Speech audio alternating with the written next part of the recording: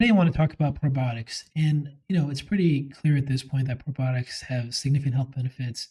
They've been shown to really help with intestinal inflammation. They've been shown to help with supporting chronic infections and just providing general health and immune system integrity.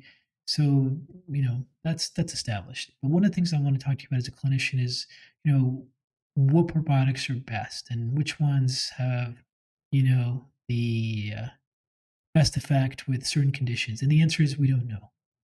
In reality, what we understand about probiotics is first of all, they just pass through. They don't repopulate the gut. They don't change the microbiome richness or diversity for long periods of time. Uh, but they do have an effect when a person's taking them. But as it passes through, it's over. So if people are using them regularly and daily for some benefit, that's great. But it doesn't have this long effect on changing the microbiome itself. So if you're looking at it, like for example, a GI panel, and you're trying to change the microbiome diversity index or trying to change the richness of it, you're not going to be able to do it with probiotics. The only thing that's going to really do that are precursors or prebiotics, and this is where fiber comes in.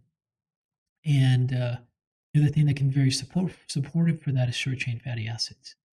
So if you're really trying to understand how probiotics work, is having thousands of them and millions of them and hundreds of millions of them and different species all the time, it's not clear which ones have an effect. Some people take a probiotic and completely fall apart, have diarrhea, not feel well, and wish they never took them. And other people will take it and they may notice nothing. Other people take it and they may notice some type of effect.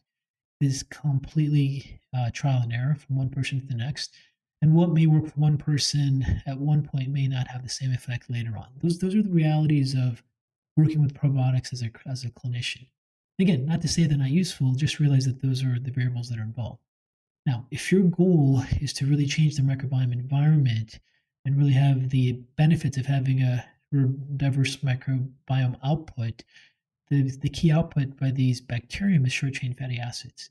So I can tell you for myself as a clinician over the years, I've really switched from just using lots of probiotics, which I still like to use, but I like to use fiber supplements with meals that also help stabilize the blood sugar spikes, and in combination with having them take short chain fatty acid supplements like butyrate, propionate acetate. That seems to have a consistent effect with people unrelated to the different variations you see with probiotics.